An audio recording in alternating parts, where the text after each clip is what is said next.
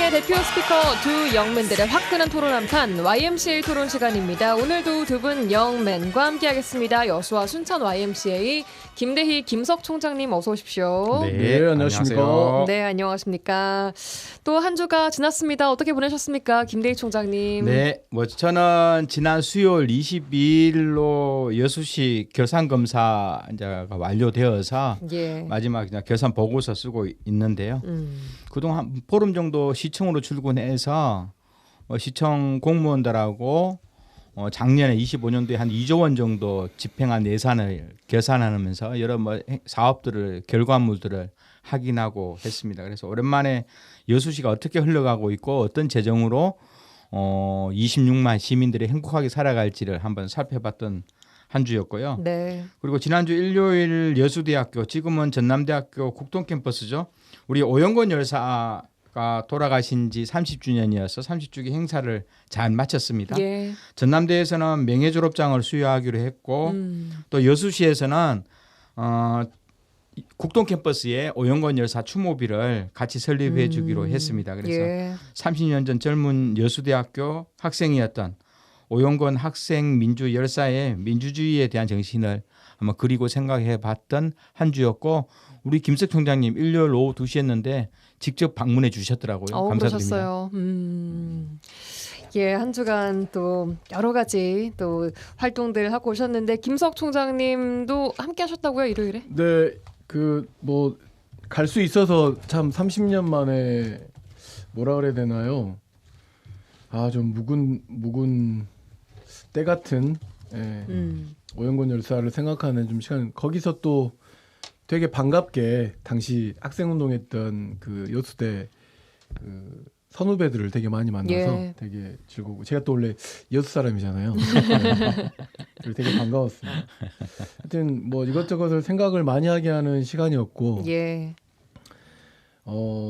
그런 가운데에서 당시 1996년에 그 정말 치열했던 삶의 한복판에 서 있었는데 지금은 그렇게 살고 있는지에 대한 반성도 좀 있었고, 한편으로 지금 제가 살고 있는 날들이 그런 오영권 열사를 비롯한 많은 그 분들이 살고 싶었던 내일이었잖아요. 그래서 하루하루를 좀 다시 한번 좀 생각해야겠다 싶은데 거기서 온 또 스트레스가 또 만만치 않습니다. 그래요.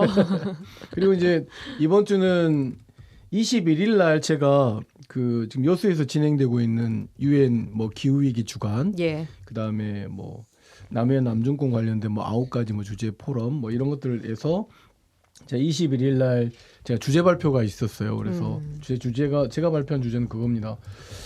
연대의 힘으로 예. 어떻게 하면 지역 소멸에 대응할 수 있을 것인가, 이런 주제였는데 제가 이제 그 주제를 좀 바꿔서 정말 살고 싶은 지역을 만드는 것이 어디로부터 시작되는 거냐, 마을과 골목이다, 그리고 함께, 이런 방식으로 한다면 예. 조금 뭔가 좀 변화를 좀 일으키지 않겠냐라고 하는, 순천에서 제가 활동했던 사례, 예를 들면 기적의 놀이터랄지 주민자치 전매 실시랄지, 또는 곳곳에 조국동 마을 철도 마을 만들기 사업이랄지 탐매 마을이랄지 제가 막 씨앗을 심었던, YMCA죠, 제가 아니라 YMCA가 씨앗을 심었던 이야기들을 좀 진행을 하면서 좀 그걸 좀 전달하는 시간이었고요. 그리고 시민들께서 좀 많이 지금 여수 엑스포장에서 하고 있는, 이번 주까지 진행되기 때문에 이 기후지간에 가셔서 많은 것들을 체험하고 경험하고 오셨으면 좋겠다 싶습니다. 예, 이제 일주일 동안 쭉 진행이 되고 있는데 오늘 그 유엔 기후주간 그리고 녹색 대전환 국제주간 네네. 함께 열리고 있는데요. 기후주간을 맞이해서 기후 관련된 좀 공약 이야기를 해볼까 합니다. 이제 네. 선거철이니까. 그래도 제가 하나만 더 예, 말씀드리면, 그리고 이제 지난 수요일 날 예. 순천 지역에 있는 시민단체 모두가 모여가지고 주민주권 실현을 위한 유권자 운동본부를 만들기로 했습니다. 그래서 시장 후보들, 그다음 시의원 후보들에게 정책 검증도 하고 그다음에 질문을 던지기로 했습니다. 주민주권을 위해서 당신은 무엇을 하고 싶냐.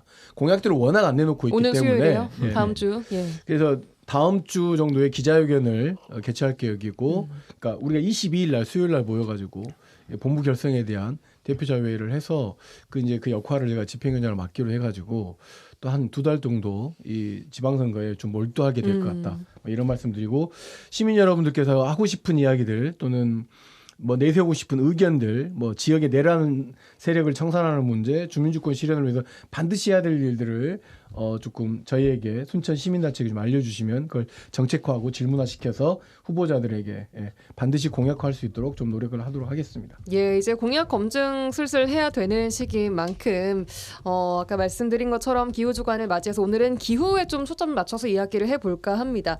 기후 유권자라는 말이 있습니다. 기후 공약이 좋으면 평소 정치 견해가 좀 달라도 투표를 하겠다라는 의사를 밝힌 유권자들을 이야기하는데 녹색전환연구소 등 환경단체가 지난 3월에 했던 여론조사를 보니까요.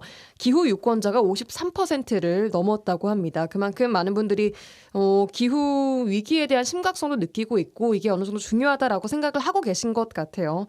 자, 오늘 두 분과 함께 기후 공약에 대해서 이야기를 좀 해볼까 하는데 먼저 이번 지방선거 후보자들의 공약 가운데 기후 관련된 공약이 좀 보이시던가요? 김대희 총장님? 제가 보기에는 전남 동부권 지역에서는 한 두세 명 정도 후보들이 탄소 중립과 또 에너지 전환 등 그 기후 재난을 이겨내는 그 아리백 산단이라든가 뭐 재생에너지 확대 또 에너지 전환 정책들을 그 방법론으로 제시를 하고 있는데요. 네. 그러나 이제 이를 위해서 얼마나 어디에다 우선순위를 두겠다 하는 구체적인 방법론은 좀 보이지 않습니다. 하지만 저희들도 한 10년 전부터 계속 기후 에너지 공약들을 물어보고 하면서 보면 전체적인 성향이요. 남성보다는 여성들이 더 많은 세금을 내겠다. 그리고 그런 후보한테 찍겠다. 남성보다는 여성들이 기후 에너지 공약에 더욱더 열심히 참여하겠다는 것이죠. 그중에서도 40대에서 60대가 20, 30대보다는 더 많이 참여하겠다는 겁니다. 그럼 뭐냐 하면 사회적인 민주주의와 진보적 스탠스가 남성보다는 여성이 더 강하고요. 그리고 20, 30대보다는 40대에서 60대 중장년층 이 사람들이 기후 에너지 영역에 대해서 공약을 후보가 제시한다면 적극적으로 참여하고 내가 세금을 더 내야 된다면 더 전기료 하겠다. 인상을 기후 정의적 금액을 더 내겠다. 그리고 또 그런 사람을 위해서 찍고 되고 있는지를 계속 관찰하겠다라는 적극적 의사 표현이 이렇게 계층이나 연령별로 뚜렷하다는 걸 볼 수 있기 때문에 지금 전남 동부권 지역에서 뭐 기초시장이라든가 광역을 나오시는 분들 아까 이런 수치적 데이터를 중심에 두고 공약을 개발하고 발표해도 나쁘지 않을 것 같습니다. 하지만 지금 기후 공약이라고 할 만한 그 뚜렷한 그 뭔가를 우리가 나눠볼 만한 얘기들은 아직 김대희 총장님도 크게 뭐 눈에 띄지는 않는다라는 말씀이신가요? 네네. 김석 총장님께서는요? 근데 여전히 후보들 공약은 개발이나 성장 담론에 조금 갇혀 있는 것 같고 특히 우리가 전남 광주 통합 특별시가 출범하게 되지 않습니까?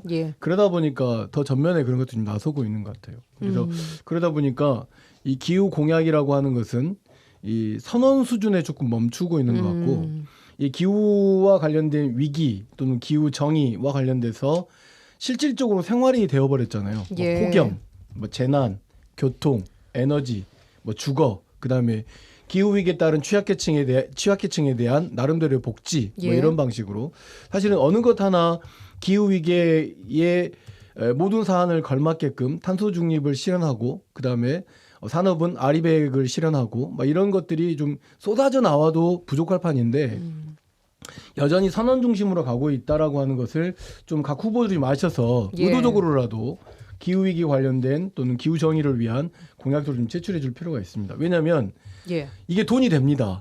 실제로 산업이 되고 왜냐하면 우리가 지금 현재 경험하고 있는 이스라엘, 미국, 이란이 지금 전쟁하고 있는 과정에서 석유 에너지가 가지고 있는 폐해를 지금 전반적으로 온몸으로 느끼고 있잖아요. 결국 에너지 전환이 직접적으로 이 위기를 통해서 필요하다고 하는 것을 느끼고 있음에도 불구하고 우리가 이 기회에 에너지 전환을 못한다라고 한다면 상당히 이 위기는 계속 장기적으로 이 중동에서의 전쟁들이 뭐 발생하고 이런 위험 요소가 발생했을 때 심각한 국가적 위험으로 나서고 있다는 것을 체험하고 있는데 이걸 전환하지 못하고 있다라고 하는 것은 말이 안 된다고 생각하거든요. 국가 차원의 결정도 있겠지만 전남 광주 그다음에 순천 여수 광양에서도 적어도 에너지 전환 관련된 문제들에 대해서는 그리고 탄소 중립 실현에 대한 내용에 대해서는 그냥 보고서로서의 뭐 5년 단위의 계획을 제출하는 것이 아니라 실제 공약으로 좀 제출해서 대중교통을 무상화하고 뭐 자가용을 줄인다랄지 좀 파격적인 뭐 계획들을 내세우면서 주거 정책도 뭐 예를 들어서 뭐 아주 그 탄소를 탄소 배출 0으로 만드는 뭐 주거 환경 개선 사업을 특별하게 시범적으로 만든다랄지 이런 조금 뭔가 연관되어 있는 것들을 좀 적극적으로 좀 내세울 필요가 있다는 말씀 꼭 드리고 싶습니다. 예, 선언적 수준에 그치고 있는 데는 왜 이렇다고 보십니까, 김석 총장님 이어서? 왜냐하면 이 유권자들이 그 인식하고 예. 그다음에 이 정치하고 있는 사람의 사이에 간극이 존재하기 때문인 거고 이걸 좀 더 구체적으로 이야기하면 우리 지역 같은 경우는 민주당이 일정 부분 공천을 받으면 거의 당선되다 보니까 공약 중심의 어떤 선거보다는 조직 중심의 당 중심의 선거가 이루어지기 있기 때문이죠. 근데 이제 이것을 예. 전남 광주와 통합하면서 좀 전환하는 되게 좋은 기회가 생긴 건 뭐냐면 전라남도가 그래도 그동안 계속 에너지 사업이랄지 나름대로 그 청정과 관련된 그러니까 굉장히 좀 이 도농 복합 지역이기도 하면서 그런 장점을 가지고 있다는 것을 모두가 알고 있고 전국에서 가장 재생에너지 보급률이 가장 높은 자치단체가 또 전라남도 아니겠습니까? 예. 이걸 장점으로 해서 이 기후위기 의제와 결합해서 국가뿐만 아니라 세계적 의제를 선도할 수 있게끔 그래서 재생에너지 산단이 풍력은 저쪽으로 태양광은 곳곳으로 그래서 뭔가 이 재생에너지가 필요한 기업들이 전라남도로 올 수 있게끔 하는 방법으로서도 굉장히 중요한 공약이고 또 하나는 탄소가 줄어들므로 인해서 생기는 기후위기에 대응하는 시민 실천이 충분히 나올 수 있기 때문에 예. 이런 것들을 좀 공약화해야 된다고 생각하고 정책이 준비가 좀 부족하면 김대희 총장님 이런 분들 모시고 왜 저를 또 저 같은 사람들 불러주면 뭐 이런 것들을 좀 제시하겠다 모르겠으면 시민사회가 제안하는 기후위기 공약을 반영하겠다라고 하는 좀 거버넌스 방식으로도 함께 좀 추진하면 좋겠습니다. 김대희 총장님 어떻게 생각하십니까? 아마 여러 공약 중에서도 그러니까 어차피 유권자들의 표심을 살려면 공약이 중요한 상품으로 포장이 돼야 되는데 산업 경제나 일자리 영역이 네. 아무리 봐도 기후 환경보다는 잘 팔리는 제조 산업 상품. 중심이라서 표를 얻기 위한 내용이라고 저는 개인적으로 좀 볼 수밖에 없고요. 왜냐하면 미래 첨단 산업을 위해서 피지컬 AI나 뭐 AI 센터 혹은 2차 연료 전지 그리고 뭐 제철이나 석유화학의 새로운 산업 전환 이야기하는데 이 모든 것들이 기존의 에너지보다는 두세 배 이상 많은 에너지를 소비할 수밖에 없는 형태거든요. 이제 그러면 이런 산업을 그냥 막 추진하기보다는 뭔가 에너지나 환경을 생각하면서 예. 미래 세대와 함께 같이 공존할 수 있는 영역으로 산업 구상을 하지 못하고 네. 일단 이런 영역 일자리를 많이 만들어 주니까 여전히 기후 에너지보다는 선순위로 갈 수밖에 없고요. 뭐 그러다 보니 제가 보기에는 이제 구체적인 공약의 방식이 안 나와요. 기후 에너지 환경에 대해서. 그러니까요. 내가 보기에는 대부분 한 80~90%는 국가가 책임져야 될 거거든요. 아니면 특별시장이. 예. 전남 강주 특별시장이나 정부에서 해야 될 사업을 기초시장이 할 수 있는 게 별로 없거든요. 그러면서 막 정책들이 공약들이 막 대통령 공약처럼 나와버리는데 그러다 보니까 아직은 좀 먹고 사는 문제는 관심 많이 가지고 공약을 디테일하게 만드는데 예. 기후 환경 에너지 공약은 디테일하지 못하다는 걸 느낄 수 있죠. 예. 그러니까 이 지방 정부하고 시민과의 간격이 굉장히 크기 때문에 그러거든요. 이제 순천 IMC 같은 경우는 노플라스틱 운동을 하고 있지 않습니까? 예. 거기서 느끼는 건 뭐냐면, 그러니까 정책을 담보하게 한 법률을 정하는 곳이 정부이거나 국회이기 때문에, 그러니까 네. 중앙이기 때문에 이것이 과연 지역에 관한 일인가라고 하는 것에 대한 지방 정부 관계자들이 좀 막연함이 있는데, 그러니까 아리백 산단을 만든다라고 한다고 하면 거기에 걸맞는 정책과 내용을 끌고 와야 되잖아요. 예를 들면 이런 거죠. 그러니까 재생에너지와 관련해 가지고 특히 태양광이나 풍력 관련해서 우리가 지산지소 운동을 하기 위한 법률적 정비를 하겠다, 요청하겠다 이런 것들이 공약이 될 수 있는 거죠. 그러니까 우리 지역에 나는 에너지를 우리가 먼저 쓰고 서울로 공급하겠다라고 하면 에너지가 많이 있는 쪽으로 산업체도 오게 되고 이렇게 될 텐데 이 주도성을 여전히 중앙정부가 갖고 있기 때문에 예. 자치단체나 지방정부 후보로 나오는 사람들, 도의원으로 나오는 사람들이 선뜻 기후위기 관련된 제도 개선 문제뿐만 아니라 다양한 정책을 내세우기 어려운 조건도 갖고 있다. 예.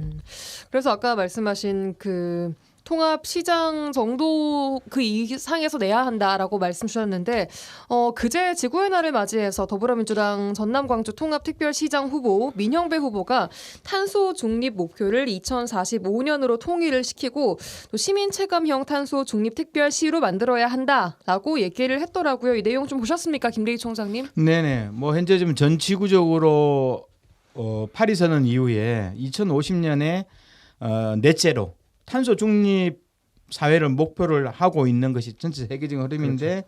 그러면서 이게 각국이 탄소 감축 목표들도 여기에 기준으로 가는데 유럽은 2045년 기준으로 좀 가요. 네. 전 세계적 기준보다 한 5년 정도 빨리 가는데 강주가 지난번 탄소 중립 목표를 3년 전에 발표했을 때 2045년으로 강주도 조정을 했고 대신 전라남도는 2050년으로 했거든요.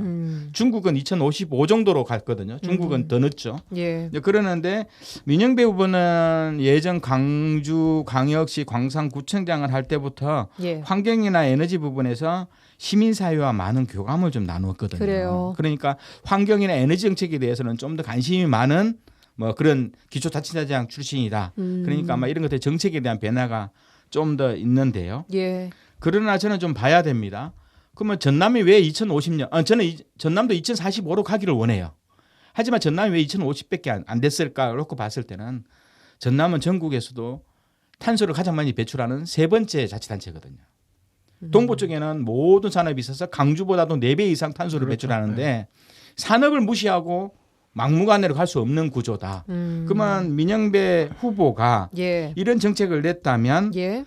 앞으로 전남 동부 지역 산업단지를 중심으로 산업경제 영역과 기후에너지 영역을 정합성이 맞는 정책들을 개발해야 된다고 봐요. 뭐 산업 왜냐- 전환 같은 것들. 네, 좀 더 강력한 아리백, 이게 기업 아리백이죠. 기업 아리백 사업이나 해상풍력 예. 발전을 좀 더 기업에 어떻게 적용을 시킬 것인지 예. 또 이를 통해서 그린 수소를 만들어서 탄소 환원 제철이라든가 석유화학의 수소를 에너지와 원료화하는 문제들도 고민해 볼 수 있는 구체적 정책을 내줘야 되는 거거든요. 그런 거 없이 그냥 5년 줄이겠다라는 네. 것으로는 안 네, 된다. 그렇게 한다면 정부 지원금 1년에 5조 원 중에서 얼마를 이런 데 써서 탄소를 줄이겠다는 것이 공약의 우선순위 나와야 되는 거거든요. 네. 미래첨단 산업, AI 반도체, AI 센터를 더 지으면 이게 원전이 서너 개가 더 필요한 상황인데 이런 공약보다도 앞서서 이런 대안적 환경 공약, 기후 에너지 공약을 내야 되는 측면이 좀 있는 거죠. 예. 김석 총장님. 그러니까 그 김대희 총장님 말씀하신 것처럼 산업 중심의 전환 없이 전남 지역의 그 2050의 원래 기준을 5년 당기는 거 별거 아닌 것 같아도 이 목표를 5년 당기는 것에 대한 전반적인 수정이 좀 현재 필요한 거죠. 네. 특히 전남 동부권역에 있는 산업, 뭔가 탄소를 굉장히 많이 배출하는 지역에 대한 산업 전환이나 이런 것들을 하지 않으면 또는 아리백 산단을 직접 조성하기 위한 정부 차원의 또는 전남 광주 특별시 차원의 노력이 없으면 쉽지 않은 거죠. 또 하나 대표적인 것이 대중교통 중심에서 예. 탄소를 배출하는 어떤 그것이 아니라 뭐 지금 민영배 그 특별 후보가 그런 이야기를 했죠. 뭐 광역 BRT를 한다고 했는데 이 과정에서의 탄소를 아예 배출하지 않는 교통 시스템을 적용한다랄지 이런 어떤 나름대로 특화된 특별시에 맞게끔의 이런 것들이 좀 일단 눈에 보이게 좀 제시돼야 네. 시민들과 함께 호흡할 수 있을 것 같고 그러면서 제시됐던 생활형 기후 정책을 좀 내놓기도 했어요. 예. 예를 들어서 공원을 확대한다랄지 그다음에 공공건물에 대한 뭐 그린 리모델링을 실시한다랄지 햇빛 발전소를 확대한다랄지 뭐 이런 이야기들 되어 있는데 저는 이거는 상의와 논의가 아니라 계속 시범 사업들부터 차근차근 이행해 가고 이것이 2045 넷제로 이 전남 광주 특별시를 위한 예. 굉장히 중요한 목표 차원에서 관리돼야 되고 이것 역시나 선언으로 끝나면 안 되는 것이 뭐냐면 전남 광주 특별시 탄소 중립 목표 2045 실현을 위한 예. 굉장히 거버넌스형 그 특별 기구를 만들어야 된다. 이 국을 만들든 아니면 예. 특별 기구를 만들었을 때 이게 실행이 되는 것이지 예. 그냥 그 특별시장 후보가 제안된다고 해서 실현되는 건 아니기 때문에 그래야 시민의 삶 속에서 변화가 일어나는 거 아니겠습니까? 그리고 탄소를 줄이는 것이 시민 삶의 변화에 굉장히 큰 좋은 영향을 미치고 이것이 어떤 전남 광주 특별시의 경쟁력이 된다라고 하는 것을 보여주기 위한 거버넌스 체계를 꼭 만드는 것이 좀 필요하지 않겠나 싶어요. 예, 이렇게 좀 상시 역할을 할 수 있는 기구 말씀 주셨는데 실행 조직이 있어야죠. 실행 조직. 예. 김대희 총장님 이 기구 관련된 부분은 좀 어떻게 보십니까? 저는 전체적으로 아까 이제 조직 영역도 좋지만 예. 기초의 영역과 광역의 영역들이 저는 좀 더 고민이 디테일하게 돼야 된다 보거든요. 그러니까 공약을 제가 살펴보면 예. 예를 들어서 뭐 여수 같은 경우는 뭐 에너지 대전환을 이야기하고 신재생 에너지 중심 도시라든가 뭐 재생 수소 에너지 기반 산업 구조 뭐 이런 이야기를 하는데 요건 하기 위해서 기초 영역보다는 정부와 특별시와 어떻게 여수시장이 관계를 맺고 형성해서 역할 분배를 할 것인지 네. 그리고 수많은 재생 에너지를 해상풍력이라든가 뭐 시민 태양광 발전을 한다는데 이걸 통해서 주민 참여형 수익 모델들을 어떻게 만들지 이런 구체적인 방식들을 낼 필요가 있거든요. 여수 같은 경우는 특히 이제 조국 혁신당의 맹창한 후보 같은 경우가 이런 공약을 내는데 예. 그러면 기초지 자체가 어느 영역에 중심을 둘 것인지에 대한 구체적인 내용이었고 순천 같은 경우는 민주당 순천시장 손은모 후보의 경우에는 좀 ESS 전력망이라든가 아리백 국가 산단이라든가 자원순환형 그냥 누리들 정도를 많이 냈거든요. 저는 순천이라면 아까 김석 총장님 말씀하시는 것처럼 건축물의 친환경 건축물 영역이라든가 대중교통 체계를 올바로 형성하는 거 네. 그리고 자전거라든가 보행권 중심에 그리고 탄소 흡수원을 도시 정원으로 도시의 골목골목으로 확대하는 이런 문제가 순천은 더 맞거든요. 왜냐하면 순천은 개통연계망 지금 154 K볼트나 345 K볼트 도심 간다 그러면 난리 나거든요. 그런데 여기서 아리백 산단을 이야기하고 이 SS 전력망을 이야기하는 것은 이건 뭐 순천이나 광양에 맞는 것이지 순천은 좀 더 도시를 어떻게 하면 디테일하게 탄소 중립 도시로 맞출지에 대한 중심적인 시민이 참여하는 아리백 공공이 참여하는 아리백에 오히려 방점을 두어서 예. 이런 쪽의 공약들을 좀 더 낼 필요는 있다라고 생각을 하고요. 예. 특히 이제 자원순환 사회를 만든다고 했는데 그럼 쓰레기 수거확장 문제는 어떻게 할 건데요? 만들지 말자는 건가요? 그럼 쓰레기 수거확장은 농어촌으로 갈까요?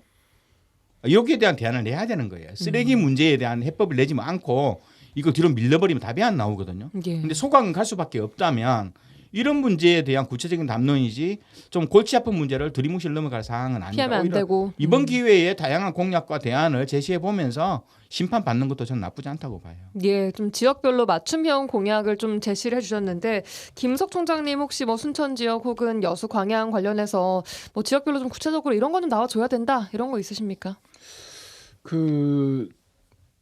대단히 아리백을 산단 중심으로 고민하는 것 같은데, 그러니까 물론 아리백 시작 자체가 산업이랄지 어떤 뭐 이런 것에도 시작된 거라고 봐야 되는데 이것을 추진했던 것이 정부 차원이 아니고 어떤 시민단체 또는 시민단체 민간이죠. 경제 시민단체가 이렇게 제안해서 아리백 그러니까 재생에너지를 써야 결국은 산업 구조도 지속 가능한 거 아니겠느냐라고 하는 제안들이 예. 있었단 말이죠. 근데 이것을 좀 더 골목과 마을로 가져올 필요가 있는 거죠. 그러니까 골목 내에서의 마을 내에서의 그러니까 우리 마을 아리백 선언 뭐 이런 방식으로 시민들이 좀 참여하는 방식들과 본인들이 가지고 있는 공약들이 좀 결합됐으면 좋겠다 싶은 거예요. 그러니까 뭐 앞서 이제 김대희 총장님께서 말했지만 대표적인 건 그러니까 여수는 산단 중심으로 산업 전환이 필요한 거죠. 근데 광양과 여수는 근데 순천은 산단 중심으로 아리백 선언이라기보다는 생활 중심의 아리백 선언과 교통 체계에 대한 개선, 그다음에 그리고 탄소 중립에 따라서 필요한 뭐 쓰레기를 줄이는 문제, 예. 또 더군다나 생태 도시라고 하는 중요한 가치를 가지고 있잖아요. 근데 이제 순천만만 보존한 것으로 생태 도시는 아니기 때문에 실제 아마 시민 실천 모델은 순천에서 만들기가 되게 쉬울 거다. 그래서 전체 시민 모두가 노플라스틱 선언을 위해서 예. 뭐 그런 운동을 좀 진행한다랄지 좀 예. 소규모적으로 소프트적인 것을 조금 이야기를 좀 할 필요 있지 않을까 싶은 생각이 좀 있습니다. 그러니까 예. 순천 같은 경우는 수소 충전 인프라를 구축할 필요가 있거든요. 그렇죠. 전기 자동차를 확대해야 되는 거고, 그러면 순천 정도라면 전기 자동차나 수소 충전 인프라들이 여수나 광양보다 2배 이상은 많아야 되는 거예요. 그래요. 교통 영역이 그리고 시내버스 대순환, 소순환 정책들, 지간선 체제들이 다른 데보다 더 예산을 더 많이 투자해서 농촌과 시골, 농촌과 어촌에서도 예. 도시 접근성들을 높이게. 교통 약자들한테 이런 것들의 정책을 중심으로 하고 순천시 공공과 시민이 참여하는 아리백 영역. 왜냐하면 기업이나 산단의 아리백이 아니라 예. 시민 생활 속에서 아리백을 어떻게 실천할지 그렇다 보면 태양광을 확대 보급한다는 이런 문제에 대해서 보조금을 더 줘야 되거든요. 그렇다면 그런 재원을 어떻게 만들지 하면서 시민 좀 더 도시마다의 특징들이 있기 때문에 특징에 예. 맞는 기후 에너지 정책들을 좀 더 디테일하게 고민해야 되는 거죠. 알겠습니다. 자, 아까 처음에 말씀드린 것처럼 지금 기후 유권자가 53%를 넘었습니다. 기후 공약 그냥 넘어갈 것이 아니라 지금 이 시기에 반드시 필요한 공약들인 만큼 오늘 얘기 나왔던 부분들 같은 것들을 조금 더 후보자들이 구체화 잘 시켜서 우리 시민들이 이 공약은 정말 우리한테 필요하다, 우리 지역에 필요하다라는 그런 긍정적인 공약들이 많이 나왔으면 좀 좋겠습니다. 오늘 여기까지 듣겠습니다. 여수와 순천 YMCA 김대희 김석 총장과 함께했습니다. 고맙습니다. 네, 감사합니다. 감사합니다.